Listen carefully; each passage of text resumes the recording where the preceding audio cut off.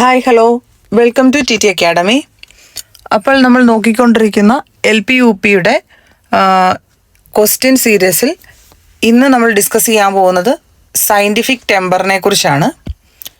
ഇന്നത്തെ മൂന്നാമത്തെ വീഡിയോ ആയിട്ടായിരിക്കും ഈ സയൻറ്റിഫിക് ടെമ്പർ വരിക.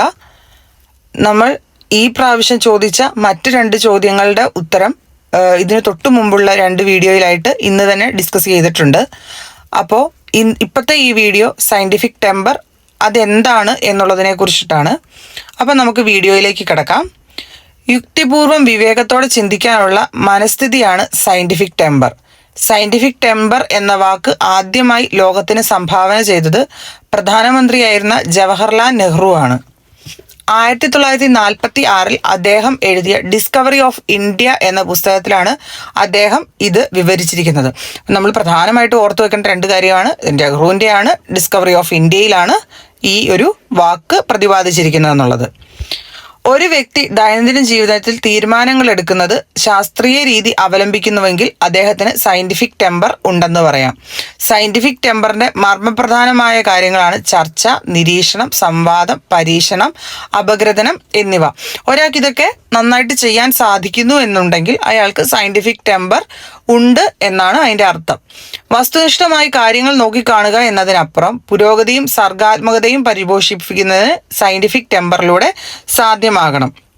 പ്രശ്നപരിഹരണത്തിന് ശാസ്ത്രീയ അറിവും രീതിയും പ്രയോഗിക്കുക, ശാസ്ത്രീയ രീതി അവലംബിച്ച് സൂക്ഷ്മ അന്വേഷണം നടത്തുക, ഇവയുടെ അടിസ്ഥാനത്തിൽ സാമൂഹ്യ പരിഷ്കരണത്തിൽ പങ്കാളിയാവുക തുടങ്ങിയവ സയൻറ്റിഫിക് ടെമ്പർ വഹിക്കുന്ന പങ്കുകളാണ്. ഇതൊരു പ്രധാന പോയിന്റാണ്. അപ്പം നമ്മൾ ആ ഒരു പോയിന്റ് ഒന്ന് ഓർത്ത് വെക്കണം. പ്രശ്നപരിഹരണത്തിന് അവനവൻ്റെ ശാസ്ത്രീയമായ അറിവും കഴിവും ഉപയോഗിച്ച് നമ്മളൊരു വഴി കണ്ടുപിടിച്ച് അതിനൊരു പരിഹാരം കണ്ടുപിടിക്കുന്നു. അല്ലെങ്കിൽ അയാളുടെ ശാസ്ത്ര മേഖലയിലുള്ള അയാളുടെ ഒരു കഴിവ്, അതിനാണ് സയൻറ്റിഫിക് ടെമ്പർ എന്ന് പറയുന്നത്. LP ക്ലാസ്സുകളിൽ സയൻറ്റിഫിക് ടെമ്പർ വളർത്തിയെടുക്കാൻ ഒരു അധ്യാപിക എന്ന നിലയിൽ നിങ്ങൾക്ക് എന്തൊക്കെ കാര്യങ്ങൾ ചെയ്യാൻ സാധിക്കും? കൂടുതൽ ചോദ്യങ്ങൾ ചോദിക്കാനും പഠിതാവിൻ്റെ സ്വാഭാവിക ജിജ്ഞാസ പരിപോഷിപ്പിക്കാനും അവസരം നൽകും. പഠിതാക്കളുടെ വിശകലന ശേഷി മെച്ചപ്പെടുത്തുന്നതിനായി അധിക വായന പ്രോത്സാഹിപ്പിക്കും.